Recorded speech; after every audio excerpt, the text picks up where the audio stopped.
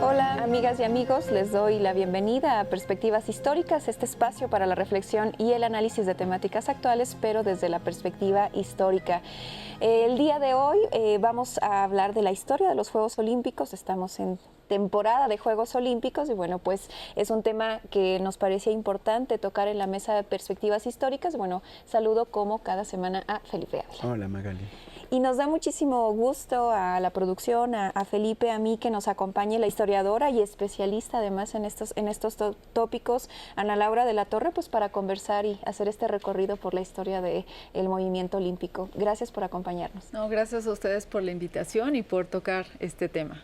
Y bueno, para comenzar nuestra conversación, y como ya es costumbre en Perspectivas Históricas, les invito a que me acompañen a ver y a escuchar la siguiente cápsula. Los modernos Juegos Olímpicos se celebraron por primera vez en Atenas, Grecia, en 1896 por iniciativa del francés Pierre de Coubertin, quien impulsó una competición deportiva en la que participaran distintos países del mundo para promover la paz mundial.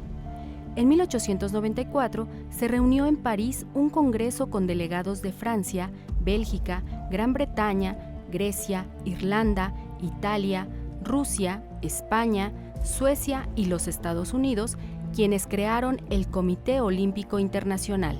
Ahí se acordó revivir las Olimpiadas, competiciones atléticas y artísticas que se celebraban en la antigua ciudad griega de Olimpia desde el año 776 a.C. Los nuevos Juegos promoverían el desarrollo físico y mental y educarían a la juventud a través del deporte para el mutuo entendimiento y la amistad entre los pueblos. En los segundos Juegos celebrados en París en 1900 participaron por primera vez las mujeres. En los Juegos de 1912 en Estocolmo, Suecia, participaron atletas de los 5 continentes. A partir de entonces, los Juegos Olímpicos se han celebrado cada 4 años con sede en distintas ciudades del mundo. Solo se interrumpieron durante la Primera y la Segunda Guerra Mundiales. Entre 1912 y 1948, no solamente había competiciones atléticas, sino también artísticas. Fue hasta 1980 que se admitió a atletas profesionales que obtienen un pago por su actividad. Hasta antes, solo participaban atletas amateurs. En los Juegos Olímpicos no hay ningún tipo de discriminación religiosa, étnica o política. No obstante, debido a la gran visibilidad e impacto que han adquirido como la máxima competición deportiva mundial, los Juegos han sido objeto de presiones políticas de algunos gobiernos. Se han utilizado como medio de propaganda para propagar ideas nacionalistas y manipulación ideológica para favorecer a distintos gobiernos y proyectos políticos o para protestar y hacer visibles a las comunidades afrodescendientes. También, los Juegos Olímpicos han sido objeto de una cada vez mayor comercialización, sobre todo de las cadenas televisivas y las empresas de artículos deportivos.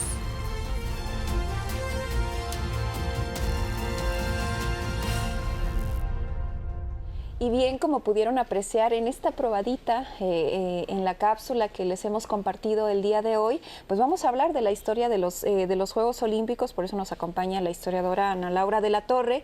Y pues empecemos pues por el comienzo. Platícanos, Ana Laura, ¿cuál es el origen de estos Juegos Olímpicos, ¿no? ¿Quiénes impulsan su creación? ¿Bajo qué paradigmas? ¿Cuáles eran los objetivos? En ese momento estamos hablando, pues, un siglo XX muy temprano. Platícanos un poco dónde se origina y de quién viene esta idea. Bueno, mira, el olimpismo es un internacionalismo que pone en el centro al deporte y a la juventud con el objetivo de promover la paz.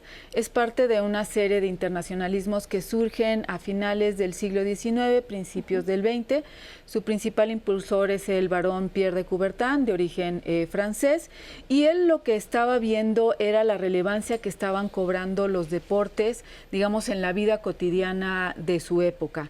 Él también quería revitalizar la educación, sobre todo la educación en Francia, y él hace un recorrido por Inglaterra, por Estados Unidos y por Canadá, y se da cuenta de la relevancia que tienen los deportes en las universidades de estos tres países, y lo compara con la educación que él recibió en el colegio jesuita en el que él estudia y donde los deportes no tenían esta relevancia. Entonces él ve al deporte como una manera de promover una educación como más apasionada, ¿no? Para él el deporte era pasión, y digamos que él se sube a varias revoluciones. Por un lado, la revolución recreativa de finales del 19, del 20, en el que están surgiendo todos estos deportes modernos. Por otro lado, a un nuevo orden académico en el que se está integrando tanto la educación física como el deporte en el currículum académico, y a estos internacionalismos. Y entonces él empieza a explorar cómo promueve el deporte en un escenario internacional, y en algún momento dado descubre a un inglés en un pueblo chiquito que se llama Wenlock, que está ya organizando, reviviendo unos Juegos Olímpicos. Había otros antecedentes, evidentemente, en Grecia, no nos vamos a extender en el punto, pero él queda asombrado de lo que está viendo en Wenlock, y es cuando él empieza a pensar que una manera de promover el deporte y la juventud y revolucionar, digamos, el ámbito educativo era a través de revivir los Juegos Olímpicos. Los Juegos Olímpicos es lo que le va a dar esta legitimidad cultural a su internacionalismo, pero no sobra decir que en ese momento la gente que escuchó que habían que revivir los Juegos Olímpicos de la Grecia antigua le parecía un disparate. O sea, ¿cómo que vamos a revivir los Juegos de hace tanto tiempo? ¿Y cómo que esto va a promover la paz? O sea, realmente a su entorno inmediato le pareció una locura, pero una de las cosas que sí hay que reconocerle al barón Pierre de Coubertin es el empeño que puso en que cristalizara su idea. Ana Laura, en esta época en que nos estás platicando, que es la época en la que surgen los Juegos Olímpicos, es un tiempo muy complicado para el mundo y también para los países que lo promueven. Es el momento del imperialismo, del colonialismo, hay muchas fricciones, poco tiempo después va a estallar la Primera Gran Guerra, la Primera Guerra Mundial. La iniciativa prende en algunos países europeos. ¿Cómo le hacen para ir incorporando a más países? ¿Cómo se deciden? ¿Cuáles son las primeras sedes? ¿Cuáles son los primeros deportes? ¿Quiénes son los deportistas que participan? ¿Cómo se va haciendo realidad este sueño del barón Pierre de Coubertin? Pues mira, Coubertin era muy hábil y era un hombre muy práctico. Entonces él lo primero que dice es: tengo que conformar un círculo de gente que está realmente interesada. Y a partir de ahí vamos a ir creciendo este círculo para ir sumando países. Entonces en la primera edición de los Juegos, que fue en Atenas 1896, y estos Juegos se celebraron en el marco de los festejos por la independencia de Grecia. Participan únicamente 14 países. Y ahí es donde realmente estamos atestiguando esto que Hobsbawm llamó la invención de la tradición, sí, claro, ¿no? Realmente, porque hay anécdotas, ¿no? Que llega el atleta estadounidense y le dicen: oye, pues es que en la Grecia se lanzaba el disco, aquí tenemos un disco, pues a ver, lánzalo, y se hace la competencia de disco. O, por ejemplo, el maratón es una invención, el maratón no existía como prueba en la Grecia antigua. Los griegos lo hubieran considerado irracional correr tantos kilómetros. O sea, entonces es una invención que se basa en este recorrido que hace este emisario en el marco de estas guerras en Grecia, ¿no? Y a partir de entonces, pues él trata de impulsar este internacionalismo. En realidad el olimpismo pudo morir. O sea, en París 1900, y esto es muy importante decirlo, París 1900, Londres 1900, San Luis 1904, Londres 1908, se organizan los Juegos en el marco de otra celebración más grande.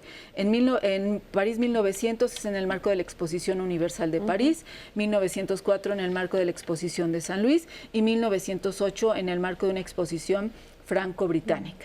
Entonces, lo que estamos viendo es que ahí los Juegos Olímpicos no tienen una personalidad propia, claro. Se enmarcan en eventos mucho más grandes y de hecho en San Luis y en París pudieron haber muerto. O sea, una paradoja, París es sede por tercera vez, pero la primera vez que fue sede realmente hubiera podido morir ahí el olimpismo. Los Juegos duraron 6 meses, eran un desorden, Coubertin ni siquiera estuvo involucrado, en fin. Y entonces, pero logran sobrevivir.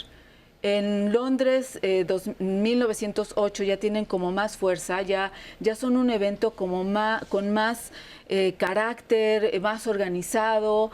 En fin, y esto sin duda se debe a que pues fue en Gran Bretaña y que pues para los ingleses el deporte era central para su cultura.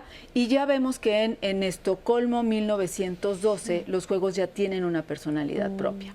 Y ahí es cuando se empieza a consolidar el movimiento olímpico. Está todavía muy acotado a un contexto noratlántico. De hecho, en los mismos días en que sucede el atentado en Sarajevo contra el emperador, se están celebrando los 20 años de la creación del Comité Olímpico Internacional. Ya estaban programados los Juegos para Berlín 1916. Y pues esto no claro, sucede. Sí. Y es en ese momento que Coubertin se da cuenta que ese círculo que él veía se tiene que ampliar, pero de manera efectiva. Y empieza a buscar en primera instancia a las repúblicas latinoamericanas.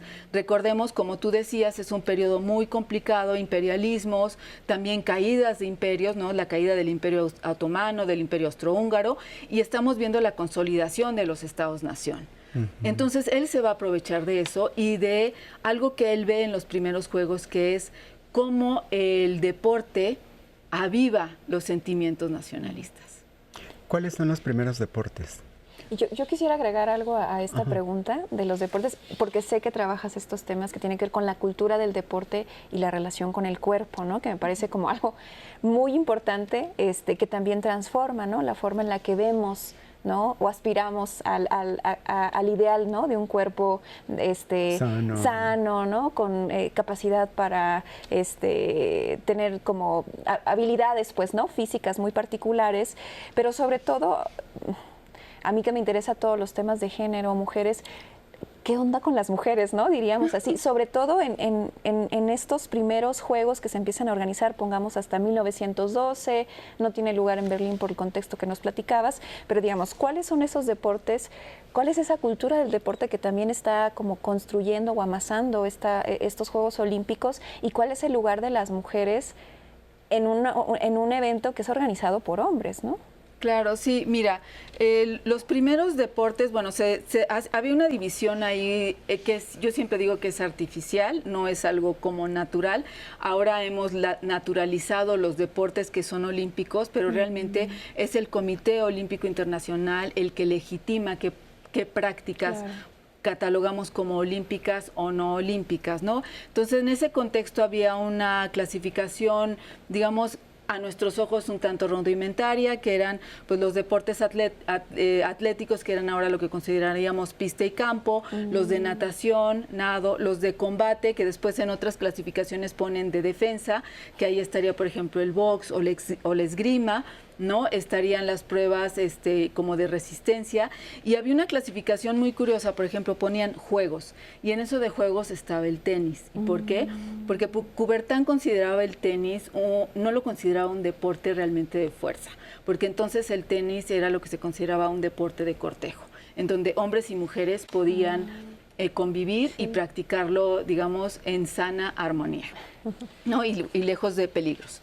Entonces, digamos que estas clasificaciones van cambiando, pero ahí estamos estas pruebas, y Coubertin concibe los Juegos para hombres. Evidentemente era una cuestión de virilidad, de darle virilidad a los jóvenes. Es un contexto totalmente centrado en hombres. Él no quería la participación de las mujeres, decía que ver practicar a las mujeres deportes era una cosa horrible, literal, así lo decía.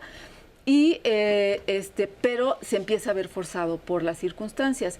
En París, 1900, hay un 2% de participación de mujeres. O sea, es escasísima. Una de las prácticas es justamente el tenis, es el tiro con arco. Participan ahí en alguna prueba hípica y también en el croquet, que es un juego que ya no está, hablando de deportes que han desaparecido, que es como un martillito que pega una pelota y pasa por un aro. Ahí es donde participan por primera vez las mujeres. Pero realmente la presión para que las mujeres participaran sucede en los años 20.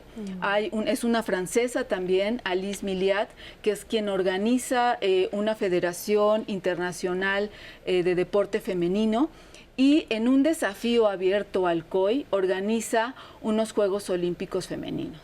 Y entonces aquí lo que empezamos a ver son dos cosas. Una, la lucha por la inclusión de las mujeres al olimpismo, y por otro lado, la monopolización de la noción olímpica. Y es algo que Coubertin luchó toda su vida.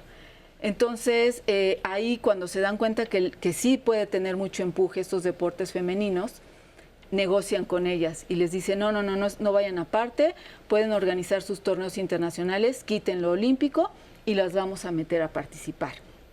Pero aquí la participación estaba muy acotada, porque había toda esta concepción de que sus cuerpos eran débiles, porque no podían tampoco mostrar mucho de sus cuerpos, porque se podía poner en peligro su función principal en la sociedad, que era la reproducción, ¿no? Y porque se consideraba que había pruebas extenuantes o no graciosas. Por ejemplo, todas las disciplinas de lanzamiento, o sea, ahora tenemos el disco, la bala, la jabalina, ¿no? Se consideraba que ellas no, o sea, ¿cómo iban a estar ellas arrojando objetos? En un principio las dejan participar en jabalina, sobre todo, y en el lanzamiento de disco, pero en bala y martillo no. Eso está hasta hasta los años 70, eso es muy, muy, muy reciente que se hizo. Entonces, pues obviamente también una mujer con un cuerpo musculoso era algo que no se aceptaba, y por otro lado estaban todos los temores relacionados a que las mujeres que practicaban deporte eran lesbianas. Entonces había muchísimos temores ahí que estaban ahí presentes. ¿Por qué no dejar a las mujeres participar? Ana Laura, y evidentemente el propósito central que estaba detrás de esta iniciativa, que era fortalecer la paz mundial, pues no funcionó. ¿Cómo se reorganizan después de la Primera Guerra Mundial las Olimpiadas? ¿Qué es lo que cambia con respecto a antes de la guerra?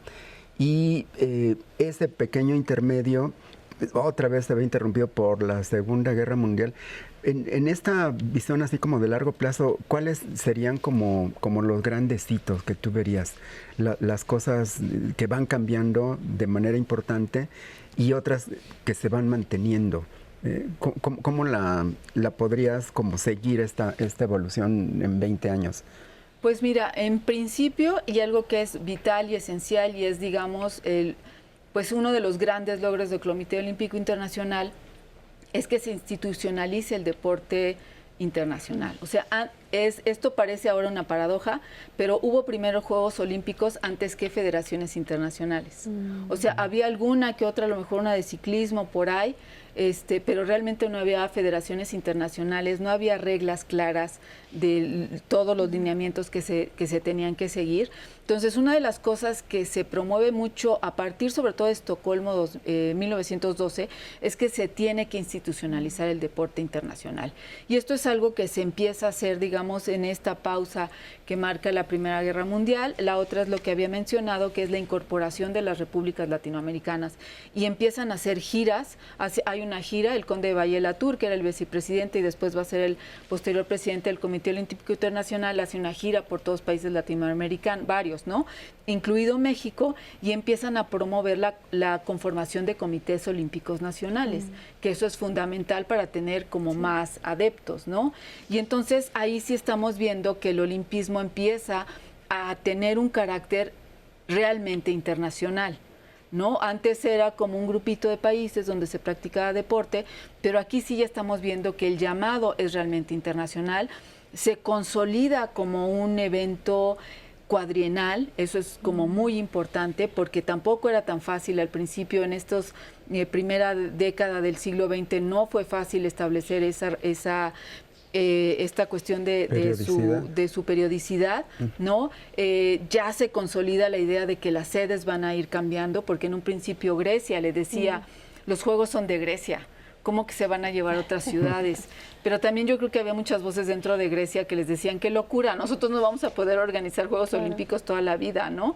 Entonces, bueno, Coubertin decía, solo las ciudades más hermosas del mundo van a ser sede de los Juegos Olímpicos y pues de alguna manera, si ustedes ven la lista, han sido muy pocas las ciudades que han sido sede de los Juegos Olímpicos. Entonces, digo, se va consolidando o se va institucionalizando tanto el deporte federado, internacional y local, porque, por ejemplo, para México fue todo un reto empezar también a federar su deporte. No existía esta organización, esta institucionalización, esta burocratización, como lo llamaría, ¿no?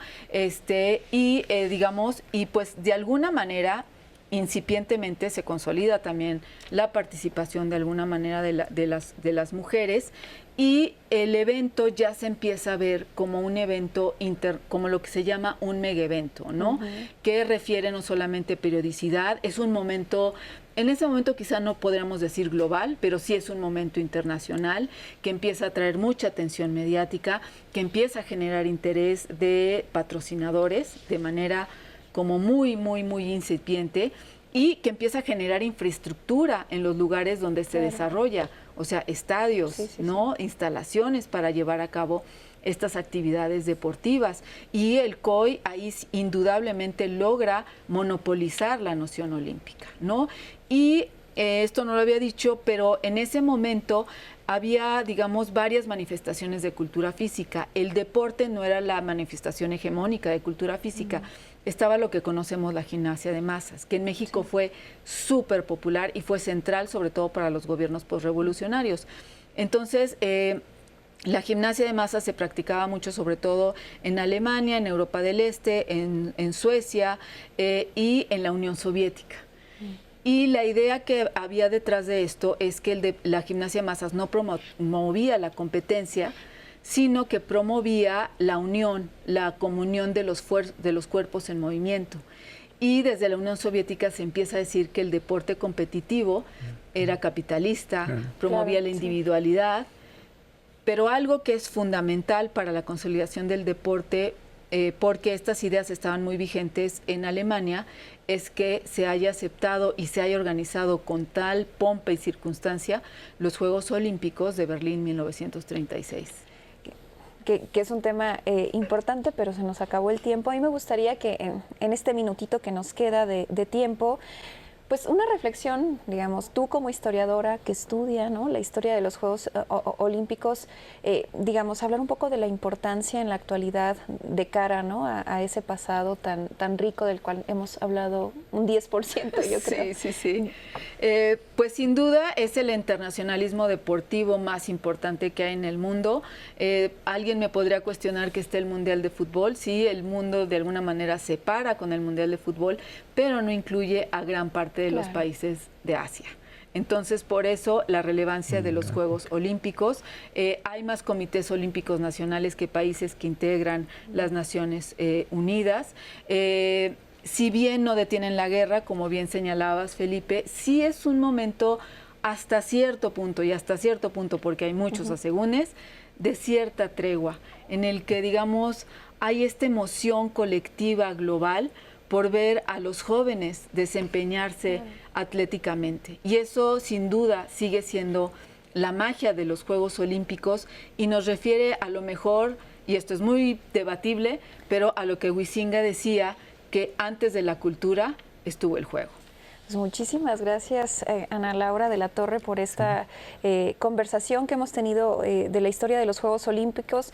Y bueno, tu último comentario también es una invitación para que veamos estos Juegos Olímpicos, y les invitamos también a que lo vean por Canal 11 todos los días a las 6 de la tarde, todos los pormenores de los Juegos Olímpicos. Y bueno, también les agradecemos su compañía y los esperamos la próxima semana en Perspectivas Históricas.